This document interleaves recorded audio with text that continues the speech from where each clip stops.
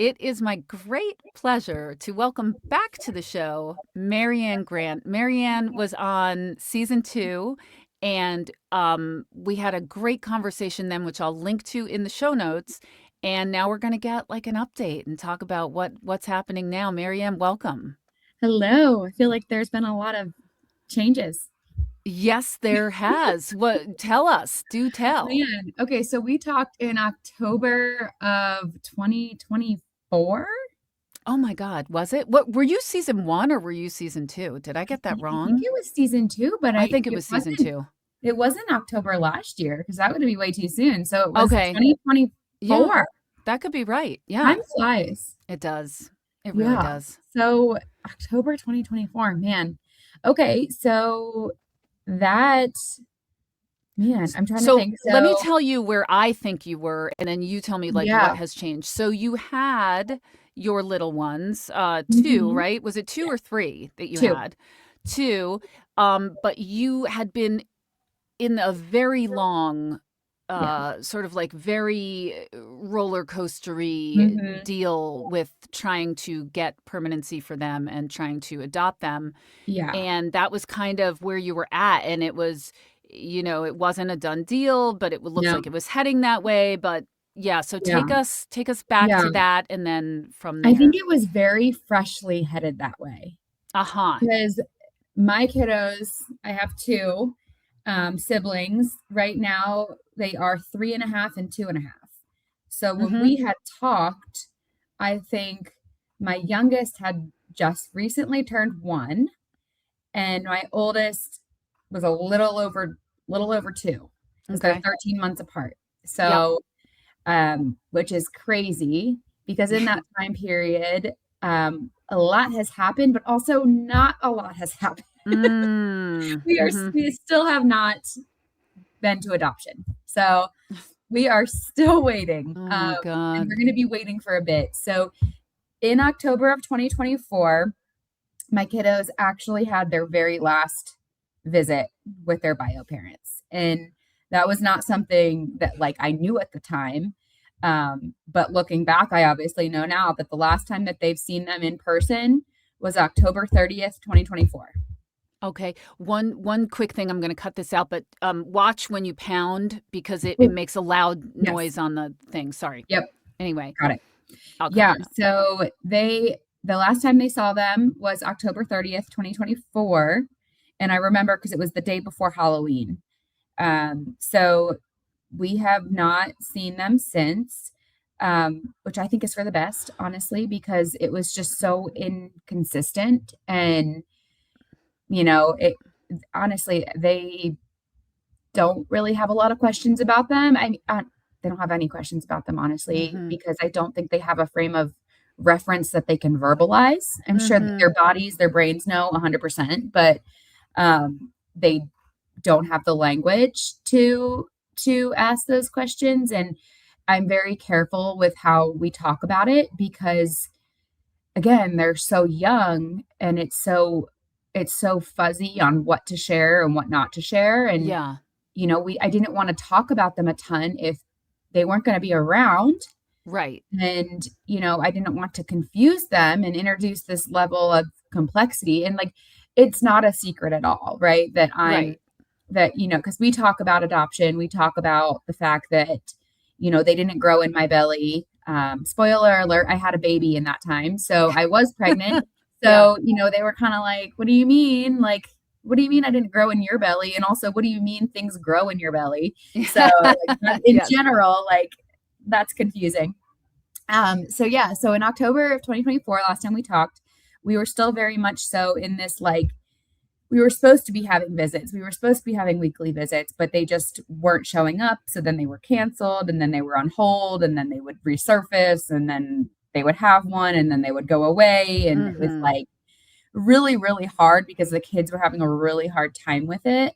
Um, Especially my oldest, like I think that last visit we had in October, it was crazy because he's such a chatterbox and he's so animated. And I picked him up from that visit and he did not say a word to me.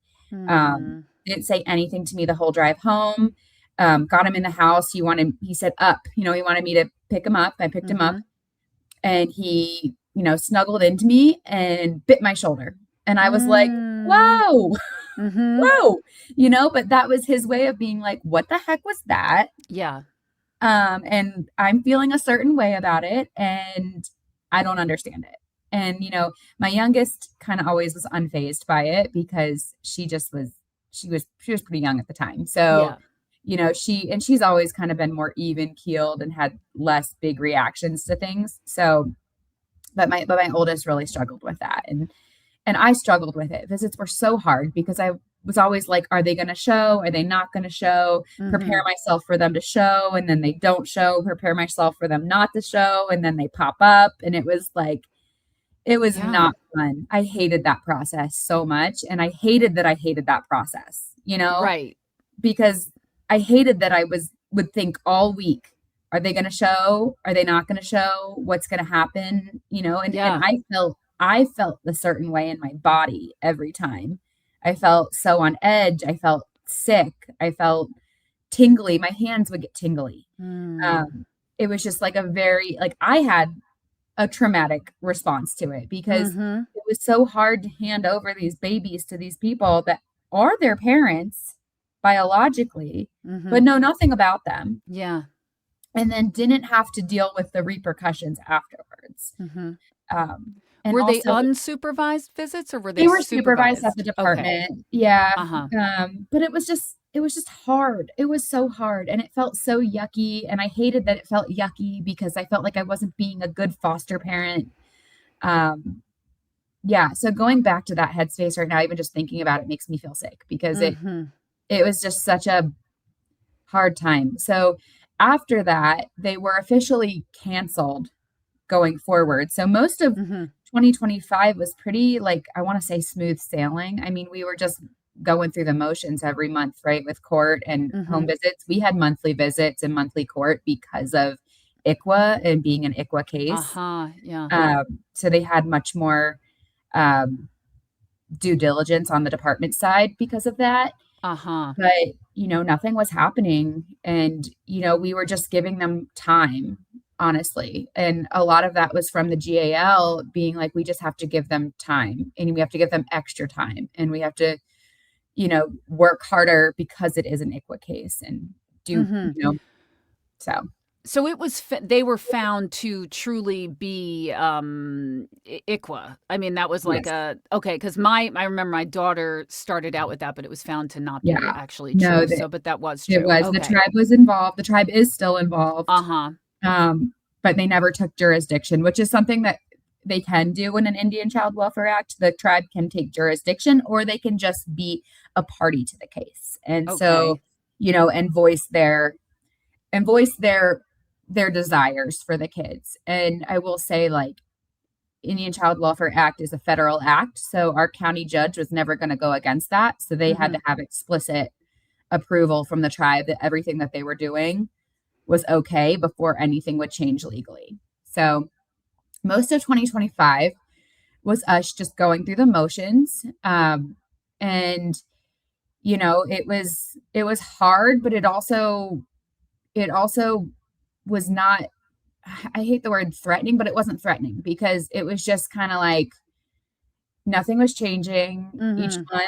month. There was a brief blip in like June, July, where they were like, oh, parents have resurfaced and they voiced that they'd like a visit. And it was like, it's been like 8 months since they've seen their kids. I'm like, if Yeah. we're going to do this visit, like, is it going to be therapeutic? Is it going to be, how are we going to handle Yeah. this? Because I'm sorry, but they don't know who these people are. And like, Right. we don't talk about them regularly because again, they weren't involved. Like, I get it. If you're seeing them every week, we're going to talk about it. But it was never consistent. It was never happening regularly where I was going to be like, "Hey, this is your mom, this is your dad." Like, Mhm. we it that they were so little. If they were like preteens, teenagers, 8, I don't know. We Right. would be It would be Yeah. easier to have that conversation and be like, "Hey, they come around sometimes." But I'm sorry, but try to explain sometimes to a toddler, okay? Like, Mhm. they don't Mhm. understand that. Mhm. They don't really understand some of the other things that you try to tell them. So they're not going to Right. understand that this person sometimes comes around and they sometimes don't, and also like they're your parents. So Yeah. Yeah.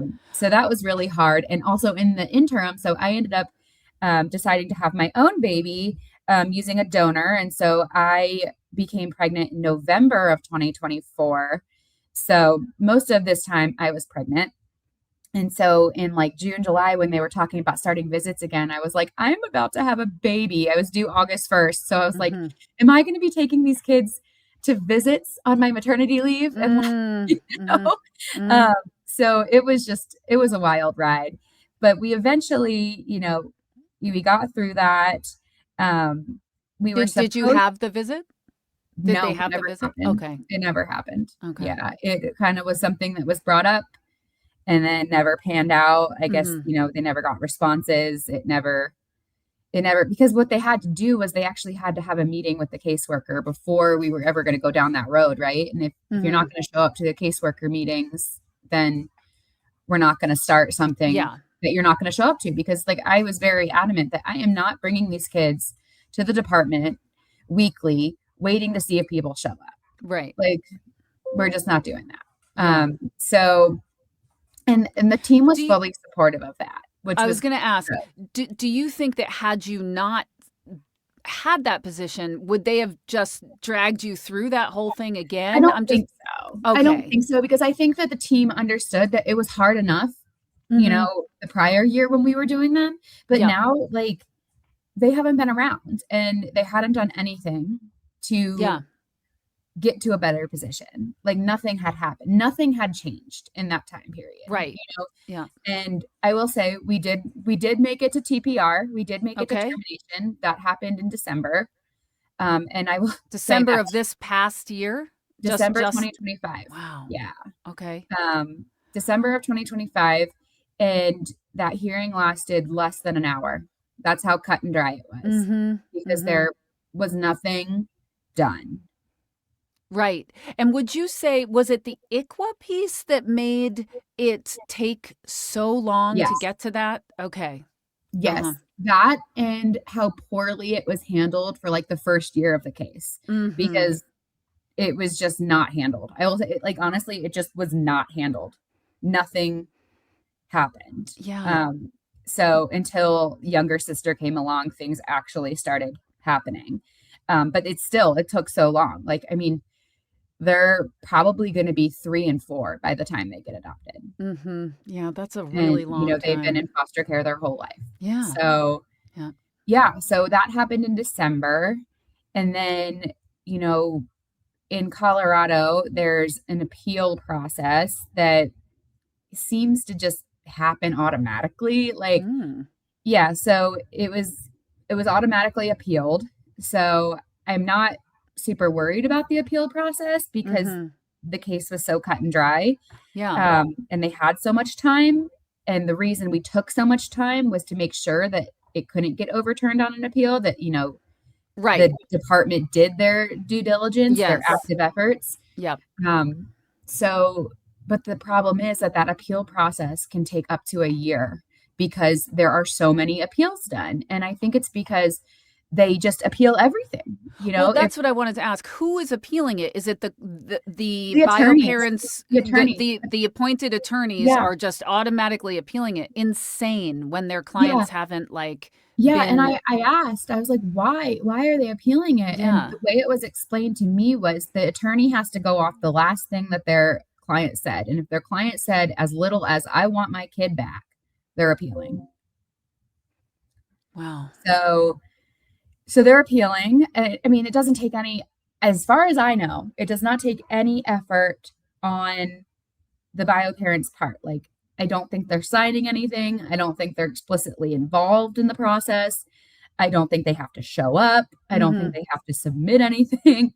I think Right. it just happens. It's just an And so, automatic what a yeah, waste and of there's one small group of attorneys that handle appeals in the state, and they just stack up, stack up, stack up, and we wait.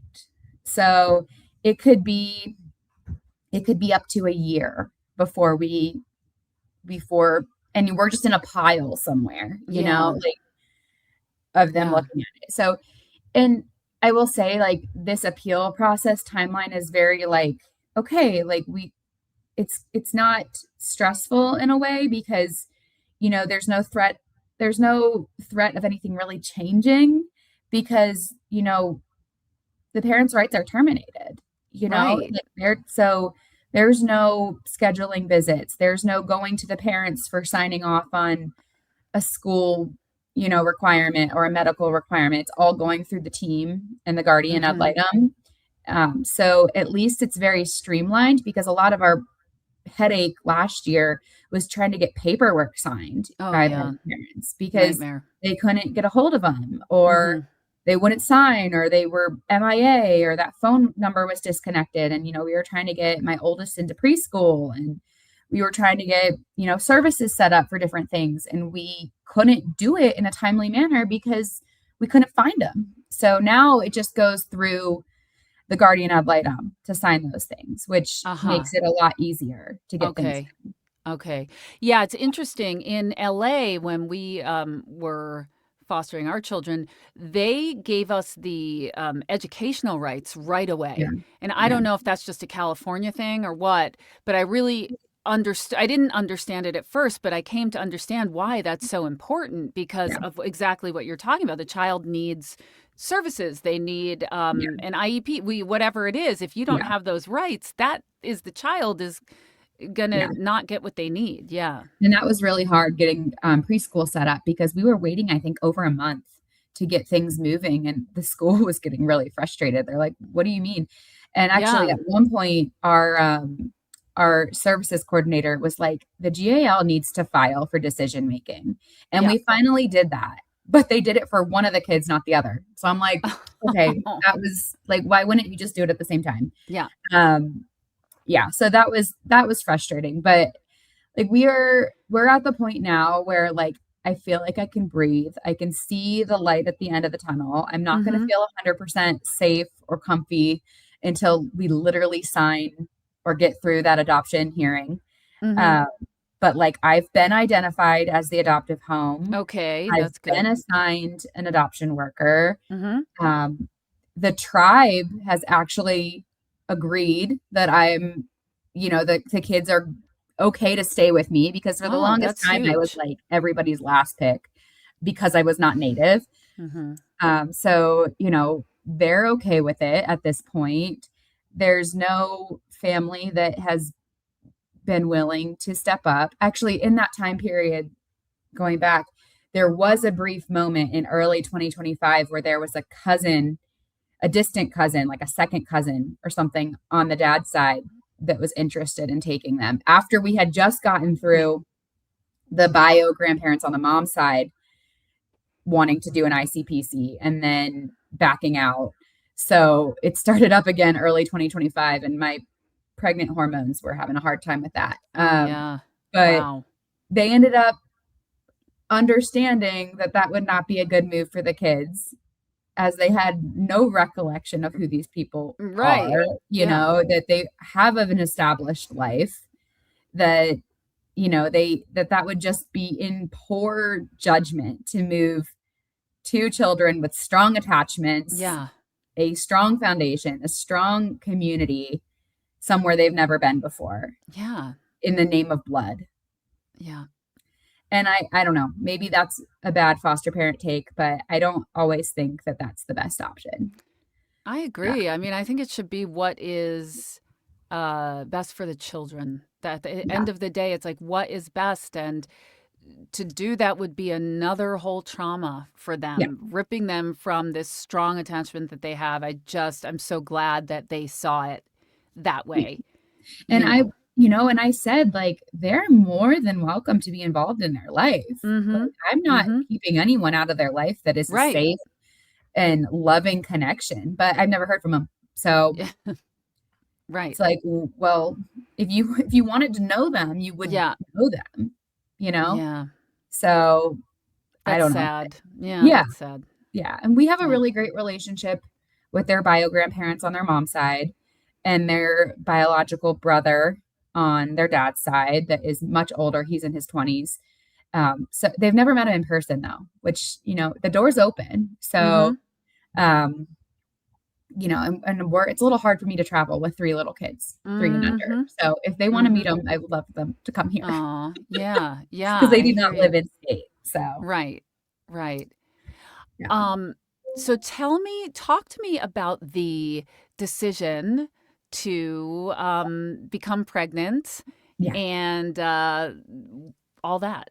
Yeah. So I guess, I mean, all along, even before fostering, I knew it was really important to me to be a mom. And I knew that I would get there someday, somehow.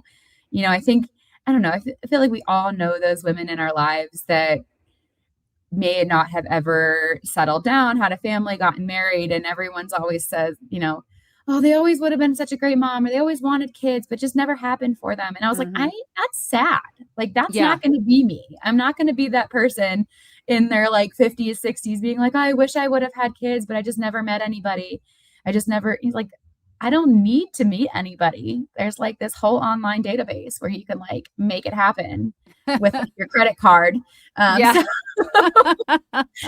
so it was always in the back of my mind that there was another way. Yeah. And I actually didn't learn until like a few years ago of the term single mom by choice. And there's like Facebook groups about it and everything. And I don't love the term because like I didn't choose to be a single mom. Right. Like that was not plan A. But Mhm. it is an option. So I had these two kids that it was looking like I was going to adopt. And I also like, even if I don't adopt them, I still want to have a baby. And even if I do adopt them, I still want to have a baby. I still want Mhm. to have that experience. And, just, it honestly felt kind of like not a do over, that's not the right term, but like this really healing process of I can have this child that I'm choosing to have and he or she is mine from the get-go. I get to make Mhm. all the decisions. There's never a threat that someone's going to take this child or that I get too attached and they're going to leave or, whatnot. So Yeah. it was really just like so healing, Mhm. to experience it. I will say like I tried multiple times. I did IUI through a fertility clinic using donor sperm. I tried three times. Third time was finally the charm. So November 2024, I got my first positive pregnancy test, which um, was so exciting. And then for like the next like month or two after, I was like, what did I do? Holy crap, what did I just do? It's happening. Yeah, Yeah. I joke that I think I had, like, my postpartum depression, like, first trimester. Like, I was just like, "What did I do?" Like, if you ask any of my friends, they're like, "Maryanne, you wanted this." And I was like, "I don't think I did." Oh, Like no. like, hormones are no joke. So, Right. that was How fun. old are you, if you don't mind me asking? Yeah. Only not to be, No, nosy, but just for the no. listeners, yeah. Yes, I'm 33, I'll be 34 in May, so very Okay, shortly. okay. So I just, I always had it in my mind, like, I don't want to wait until it's difficult. I don't want Right. to wait until I need to do IVF or, have it be much more intensive. I don't want to have a pregnancy that's difficult. And, I was like, I'm already adopting two kids, most likely. So, like, I want them to be close in age. Mhm. It's already difficult to date with two toddlers through foster care. Like, might as well just like go ahead and do this thing. And, it's funny. I had two IUI attempts in February and March of 2024 that did not work. And then I took off like 6 or 7 months of trying because I was dating two different people and I was like, well, let's see what happens. And as Mhm. soon as that last one ended, I was so fed up because I dated two different guys, one who was single and young and wanting a family, so he said, and then one who was divorced and a single dad and still wanted a relationship, knew was well involved with children. And I was Mhm. like, if neither one of these can work and neither one of these men know what they really want or say what they Mhm. want but don't really want it or don't really know what they want, then like I'm done. Because I know what I want and I don't need either of you to make it happen. So as soon as that ended, I was like, all right, put me on the schedule for next month. Wow. I'm Yeah. ready to go. And so, I had that 2-week wait after the IUI, and I took the pregnancy test on day 14 and it was negative. And I was so bummed because I was like, okay, well, if this doesn't work, this is the third try. I'm not spending any more money on this. I'm going to move Mhm. to IVF. And I made a consultation for that January with a clinic to do IVF. And, Mhm. then I was waiting. And I still, never got my period. And then I finally went and took a test again on Black Friday and it was positive. And I was like, oh my God, because I was totally like, it didn't work. It didn't work. Wow. Like, Yeah. you know, It just didn't and there wasn't enough hormone, I guess, in I your guess body not. to And yeah. that was shocking. That was wild. So it was both like a Yeah. surprise and not a surprise. So that was kind of funny. But yeah, so he's Wow. here. He was born in August of 2025. His name is Ellis. He's 7 months now.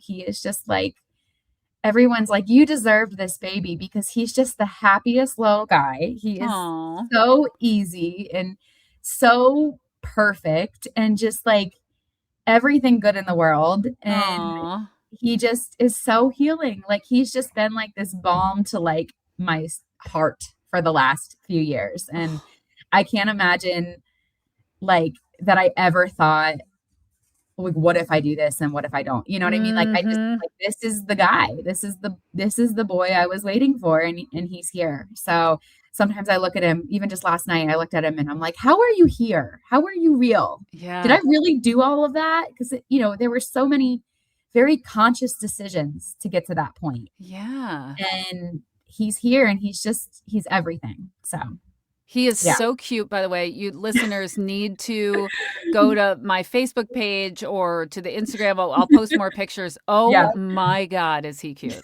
Like, he's He just is just insane. Yeah. he's such a big guy. He's so funny. He was 9 pounds, 8 ounces at birth, Wow. which was just a wild experience. Giving birth is just insane. But I still think my labors for my older two are even longer because we're not even at like birth will be adoption. And so Yeah. this is just like the longest labors of my life with them. The You most are in painful. you're incredible. You are incredibly brave. Just to be doing this all on your own Yeah. is like to first of all to be fostering all on your own is Yeah. no small task. And then Yeah. to do that, wow, what a Yeah. cool, awesome Yeah. thing. Sometimes Yeah. I'm just like, you really did that. And I'm like, that's crazy. Yeah. Yeah. And You he's really here and it's like a whole thing. And I don't know. I can't imagine not having done it. He's so perfect. And he's how just did like, yeah, go go ahead. ahead. I was just wanting to ask how the other children have responded to him and what that's Yeah. like. I mean, they love him. He's forever baby Ellis, like, because that's what we called him, when I was pregnant. And, they always wanted to touch my belly. And it's so funny now because my oldest, like, anytime, like, anything is medical, like, my friend was getting surgery or we saw an ambulance on the road. He's like, oh, are they going to have a baby? Like, just that's his frame of reference Right. for everything medical is that you're having a baby. So it was just so cute. They really do love him. And now that he's like sitting up and like much more like interactive with them, Yeah. it's really cute. Because they're so sweet. My oldest is like, sweet pea. Oh, what's going on, baby? How was your day, Oh my baby? God, that's so cute. Yes, and it's so 'cause sometimes I'm like I'm doing something with another one or like brushing teeth, they're getting ready for bed and Ellis will be crying or fussing and I'm like, "Can one of you just go talk to him?" And they will and he'll be so smiley and they'll bring him a toy and it's so sweet. So they really do love him. Yeah. So the other 2 are in daycare Yes, or my okay. my daughter is in daycare 5 days a week, and then my oldest son he does preschool 4 days a week, and then daycare on Fridays. Okay. Okay, yeah, that's good. So you have some help because that's a lot. Yeah, and so they were, in school while I was on maternity leave, and then I went back to work, after my maternity leave ended, which was about 3 months, and I got laid off 2 weeks later. So Mm. my maternity leave ended up being unemployment and maternity leave, and I actually got to stay home with Ellis for about 6 months, which was such a blessing. So thanks Mm. for laying me off. But Yeah. yeah, It worked out. it did work out. It did work out. Wow. Wow, wow, wow.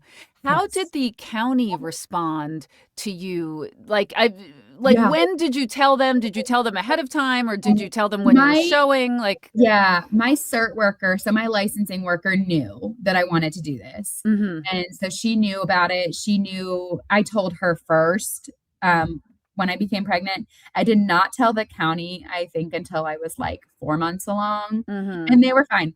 I Okay. was worried about it. I was worried that they would think I couldn't handle it, that I was worried that they would say, well, your home is at capacity or, Mhm. but honestly, they don't really count bio children towards your like certification. So they were like, okay.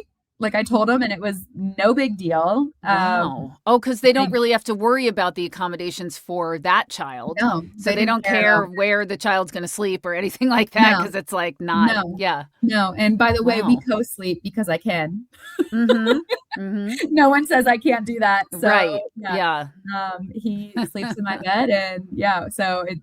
I mean, I'm still nursing, so it's just easier. But Mhm. yeah, it's such a different world when they're Yeah. actually yours.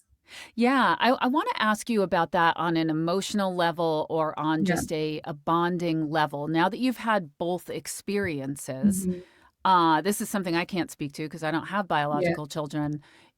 Is there a difference? And I know this is like a touchy subject because you don't want to.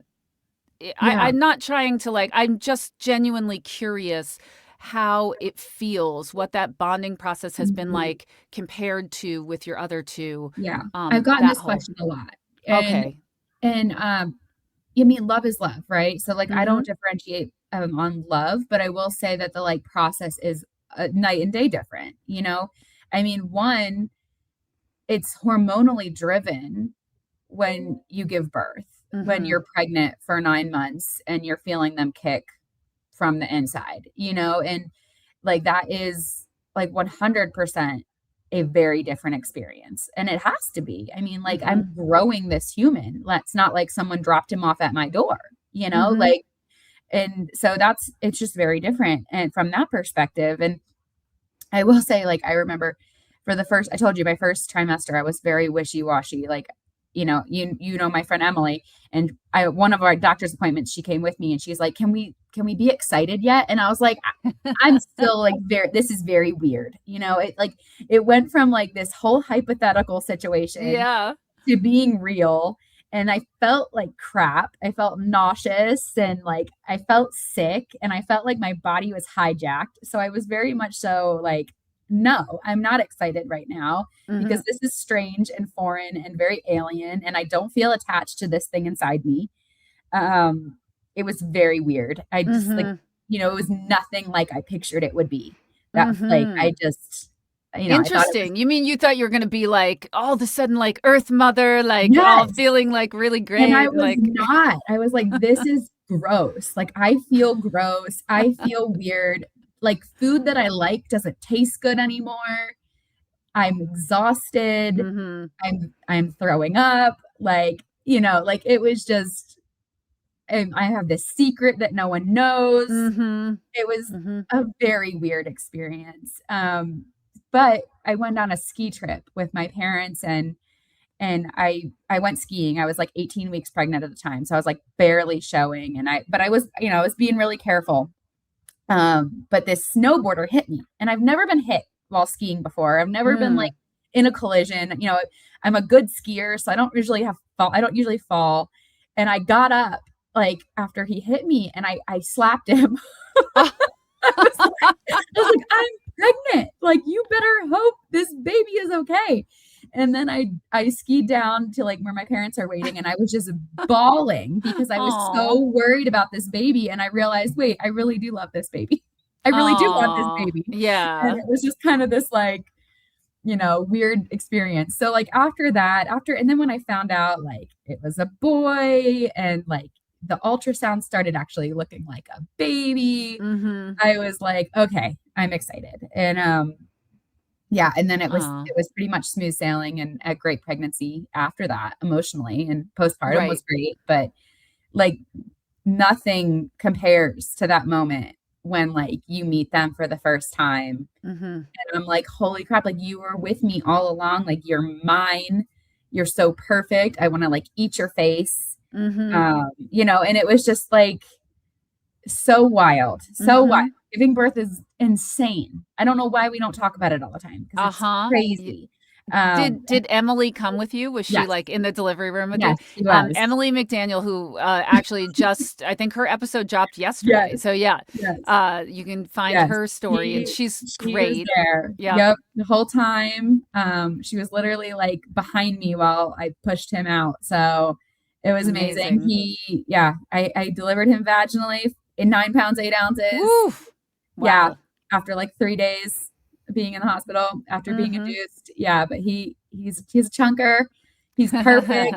He's gonna be tall. Everyone says he's my twin, which I was so worried because I'm like, I'm using a donor. I'm like, what if he looks just like the donor? And everyone's like, Uh-huh. he's not. Like, and no one has a frame of reference for the donor, and everyone's just like, he's your twin. And I'm like, I'll Right. take it. I'll take it. Right. Um, Tell me about the donor. Like, I'm just curious, and I'm sure the listeners would maybe be interested in this too. Like, how did you go about? Was it literally like you just look through people and it yeah, shows what they're good at and like what their yeah. IQ is and stuff? Like, how do you make Yeah, that so I selection? use Seattle Sperm Bank, and there's multiple different banks that you can use, but my fertility clinic had like preferred banks that they use. And you pay for like an access pass to look at these donors. And first of all, like the very first step is getting tested. There's this thing called CMV, and you can be CMV positive or CMV negative. And so then that's like the first rule of thumb. Like you need to find a donor that matches your CMV status because I'm kind of fuzzy on it, but it's some virus or something that like either you're positive for or you're not. So you don't want to Hmm. choose a donor that's not, which is so funny to me because if you meet someone in real life and get pregnant, you're not like, what's your CMV status? Yeah, that's true. Yep. You're not my match. Right. So there's just a lot of extra. I mean, when you're paying for it, you're like, let me get the best possible chance, right? Right. Right. Right. So it's a strange process. So I Yeah. feel like I know a lot more about my donor medically than most people know about their partners. Yeah. That's Um, interesting. yeah. And So then wouldn't everybody be choosing the same, like, 5 guys that are like do you know what I mean? Like, yeah, okay, yeah, this is the most highly intelligent that, or I guess yeah. different things are more important to Well, yeah. I think different for people. me, I was looking for someone that was similar ethnicity to me. Like I wanted my baby to look like me, Mhm. like so I'm choosing somebody who's fair, like I am, different, maybe similar, like um ethnicity or origin. And then also, so that was like number one, right? Like Mhm. I picked the blonde guy. Like I'm Okay. blonde. I wanted my baby to look like me, and And then can I pause one yeah, second? You want the baby to look at you, just tell me why, or the listeners why. I'm just because I curious. wanted us, like I wanted us to match like as a Mhm. family, Mhm. and like Mhm. I'm not saying like that, like obviously I know people adopt different races and stuff. My other kiddos are white. They look, I mean, most people will mistake my oldest for mine because he does look like me and he is blonde. I guess I just was like, I'm having this baby. I would never pick a donor of a different ethnicity and then not have a representative of that ethnicity in my Mhm. family to guide them. Mhm. Mhm. Like Mhm. I feel like that's irresponsible in a Mhm. way to like choose a harder path for them and then not have somebody there for them that can guide them. Like it'd be different if I married someone who, was black and we had a mixed race child, but then his father's black and he's there to guide him through that aspect of his heritage and his culture. But if I don't have that, that's just kind of irresponsible. Mhm. So Mhm. Yeah. I guess that was my thought Yeah, process. thank you. I just Yeah, was curious, yeah. yeah. So, you know, um, that So you and also like a big part of having your biological child is that like you see yourselves in them Mhm. and they see themselves in you, and like that was an experience that I don't have, Yeah. so that was part of it. Mhm. But yeah, so then further than that, like I didn't think that hard about the donor because the next step was like looking for somebody that like had similar, characteristics as I did. And Mhm. then two, um, looking at like our genetic screens. So like you Mm. would get screened for different genetic carrier, like what am I a carrier for genetically? Mhm. Like if you think about like cystic fibrosis or things like that, like you don't want to, or MS, like you don't want to choose, if you're a carrier for that, you don't want to choose someone who's also a carrier and give that Sure. child a 25% chance of having that genetic Right. condition. Yep. Yep. So that's the first step is like, okay, what am I a carrier of? What are they a carrier of? Are we good Uh-huh. genetically? Uh-huh. And then, making sure if there's anything that I was tested for that they weren't tested for, that they're getting tested for it, that type of thing. So Mhm. really that was like the big thing. Like Uh-huh. that narrows down your search. The CMV status and then your genetic carrier stuff narrows down the pool. And then you can Mhm. Got then it. it's like what's available at the time. Uh-huh. It's funny. I am connected with a family that has a daughter using the same donor that I chose. And I did not realize that our donor had adult pictures available because most of the sperm banks only show baby pictures. And so I did not realize there was an adult photo all along until I literally had Ellis. So she was like, "Oh, I looked at all the adult pictures." I was like, "I didn't even know." So Wow. it's kind of What funny. did he look like? Was he good looking? Yeah, I think so. I mean, like, I wouldn't like, I wasn't like, oh my God, whoa, what did I do? No, I was like, like if I would have met him at a bar, we might Right. have chatted, Right, like, right. so, Wait, so that was good. but this, so a friend of yours has the same birth father as you. This is a So friend of we yours? met, we met Oh, through, there's like the sperm bank has like a connections like site. So like once you have like a verified pregnancy and birth, like you can be a part of this portal where you can be connected with other birth families using the same donor. So okay. this couple lives on the East Coast. They have a daughter who's about 2 months older than Ellis. So he already has a half sibling that I know of. No. He actually has two that I know of. So that's kind of funny. But you know what? My kids through foster care and soon to be adoption also have lots of half siblings. So it's just Right. like everybody gets half siblings in my Sure. family. Yeah, We yeah, have yeah. it'll just be normal that there are others Right. out there, yeah, that we have Yeah. varying relationships with. So Yep. Do you think you'll stay in touch with the yeah, people we that you we met sent and like pictures and they're totally open. Like they're very open with their daughter. mhm. Or they will be very open with their daughter. They're very young right now. So, we have a very similar philosophies on that like we will support whatever level of interaction they want. And honestly, she and I chat maybe like every other week and she Oh, seems that's so very, cute. very similar minded to me. And I love that. We're friends on Instagram. So like I see pictures of her daughter and it's just kind Yeah. of like funny, like, oh, that's Ellis's half sister. Yeah. Which is really cool and weird. Yeah, yeah, it is. I never thought about that, but it's like, do they put a limit on how many children this guy can Yeah. father, or could it just Yes. be like hundreds of I will children out say, there? like, that's one of the reasons I didn't take, like, the sperm bank, like, descriptions of these people very, like, seriously. I mean, Mhm. outside of, like, the medical stuff and characteristics that I could see in the picture of them, because a Uh-huh. lot of it's self-reported. So, Mhm. like, you're self-reporting, like, your schooling or your family heritage or your family, like, medical history, like, like, you take it with a grain of salt. And I also didn't wanna think about it too hard because, like, I'm not marrying this guy, like, Right. I don't have a relationship with this guy, like, if Ellis grows up and wants to meet him and find him, Mhm. 100% support that. Right. We live in Colorado, it's an open ID state at 18, so, like, if he wants that information, 100%. If my kids that I'm adopting want that information and to meet their bio parents, 100%. As Mhm. long as it's done in a safe way Right. and, if they're willing to be consistent and we're preparing them emotionally, like, I think it's a very different. Mhm. The father for my kids that I'm adopting and the biological father for my son that I conceived, Yeah. like they're like it's a very different dynamic. This donor Right. is not someone that like I entered into a relationship with, got pregnant, and then he like dipped out on us. Like, no, it's transactional on Uh-huh. both of our parts. And Uh-huh.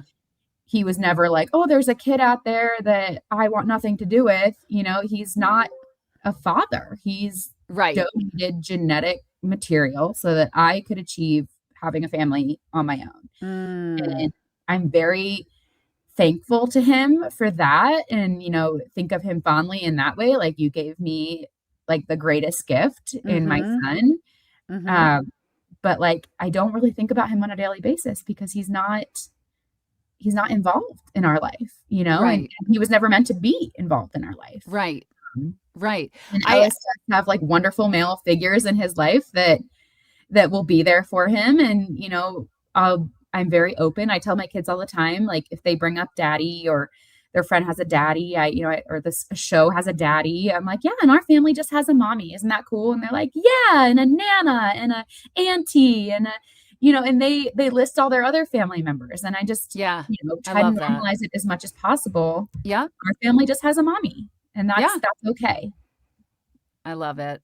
I love it. Yeah, I think it's like what you bring kids up with, it just Yeah. that's what is Yeah, and, like, they'll get more and normal. more information on it as they get Right. older, and more pieces, and if they wanna ask me questions, by all means, I plan to be an absolute open book with them. Mhm. I think that's the best way to handle it.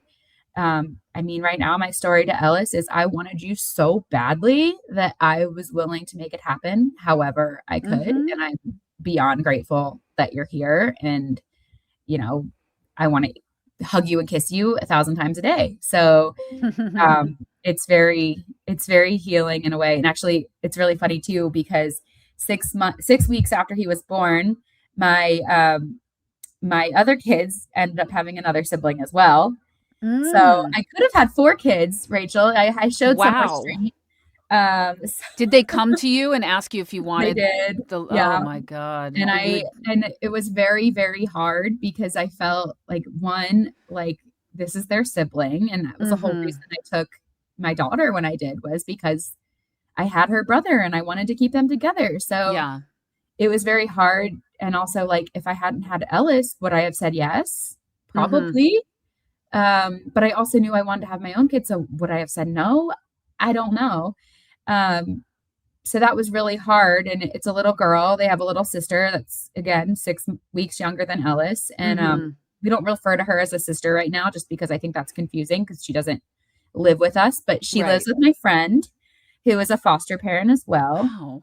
I know. I So they love your little enclave that you have. I mean, I'm so Yeah, obsessed with this that you guys get to and we yeah, talk about it in the Emily McDaniel thing that yeah, they all live in yeah. the same neighborhood and all No, these foster families, and it's wonderful. yeah, That yeah. so that's so great. It's just Yeah. normalized, which is Yeah. what's important. And yeah, my oldest, she did respite for me when I would travel for work or had something going on. Um, and so, I called her and I was like, "Hey, would you want to foster their sibling? I am at capacity in more ways Mhm. than one." Like, I literally could not fit another car seat in my car. Mhm. Um, and also, like, I'm freshly postpartum, Yep. and, like, one part, and this is a big part of it too, is, like, I had dreamed of that moment for so long of having a biological baby and getting to enjoy my maternity leave and know that, like, I could full-heartedly, like, embrace this baby. There was no, Mhm. "What's gonna happen? Are they gonna take her? Are they gonna take him?" Mhm. "What's long term? Don't get too attached, like, protect your heart." There was none of that. And Right. so I didn't wanna jump back into that deep end of the pool, Sure. and I wanted to just enjoy my baby, and I felt like he deserved that, and I Mhm. felt like I deserved it, and I also felt like this new little girl and this new sibling deserve someone who 100% chose her, not Mhm. somebody who felt like, "Oh, I guess I can handle one more," like, Right. "I Yeah. guess I can do this." Like, she deserves somebody that was, like, head over heels in love with her and excited for her and devoted to her, and she got that. She got that Yeah. in my friend, and she deserves that. And you know what? Sometimes siblings don't grow up in the same household, but they're still siblings and they'll know each Mhm. other and they'll have a relationship. And, we'll explain all of that in my thinking to them when they're older. And that will just be a different facet of our family. And she goes to the same daycare as them. And she's That's in my so son's cool. class, which is Uh-huh. hilarious and amazing. And, my kids will spend time with her in a couple weeks when I have a work trip, and they'll stay with my friend and the baby. And so it's, I felt like I did the next best thing. If I Mhm. couldn't, and I physically, capacity wise, emotionally, like I could not do it. And Yeah. I had to recognize that. I had to recognize my limit. And there's the thing that, like, these parents could continue to have more kids. I can't say yes to them Mhm. all. Mhm. And it's not my responsibility to say Mhm. yes to them all. Mhm. But I will tell you, there was a big part of me that really considered it Sure. because I must be just like that crazy that I was like, well, if Yeah. I got a bigger car, I already have all the baby stuff, Right. so, Yeah. and I just had to be like, no, Maryanne, like it is not your responsibility to do this Right. every time. Right. And it probably won't be the last time, Mhm. sadly, So, um, I joke that she gets the next few and then maybe I'll be available again, who Right. knows? Or we're gonna start a compound and, have houses connected or Yeah. whatever. Um, but, I think I did my best by her and by them that I could. Mhm. And, I didn't know about her. I didn't know about her until she was born. Right. And, she had some health stuff in the beginning too, where she really did need someone devoted to her and Sure. someone who had the bandwidth for her. And, you know, kids deserve that. So, Absolutely. Absolutely. Oh, it's so great to talk to you. I'm so yeah, happy for you. thank I am you. so, so happy for We're getting you. there. We're chugging along. I hope that the next time we talk, they're adopted and I can Me too. I can I send a picture of our final forever family. Please do, and I will vision that for sure. I'm gonna Thank just you. vision that happening. I was wondering actually, and this is the last thing I'll say, I was wondering if you could, maybe it's not worth it at this point, but I wonder if hiring a lawyer at this point would help to speed up the process of just like, "Okay, guys, let's Yeah. just like finish this Yeah. up," you know? Unfortunately, I think where we're at is it's all Mhm. going to unfold how it does. I Mhm. will be hiring an attorney to help negotiate adoption stipend, but Mhm. that's pretty Mhm. much it. Like, Okay. at this point in time, I don't think that there's anything that would speed it up. It's just the process. I see. And I will say I'm going to let the county pay for daycare as long as I can. Oh, that's a good point. Yeah. Yeah. I like that. Good. Good thinking, mom. I Yeah, like I that. got 3 kids in daycare, so they would bankrupt me fast. Yeah. But yeah, so I'm gonna just Yeah. let them continue Ride it out. paying for daycare, ride it out. If it happens sooner, wonderful. If it's, this time next year or this fall, Mhm. okay. But like, Mhm. it's going to change everything and nothing, Right. getting that paper. Yes. Like it's gonna change everything and that, like, I can breathe and we can move on with our life and I can close this chapter of foster care and so can they. But Mhm. it's also gonna change nothing about our day to day. Right. And that's both mind-boggling and exciting at the same time. Right. Yeah. Well put. Well put. Thank you so much for taking the Thank time to you. come back on, and we'll certainly stay in touch. Yes, I can't All wait. right. Thank you. Thanks.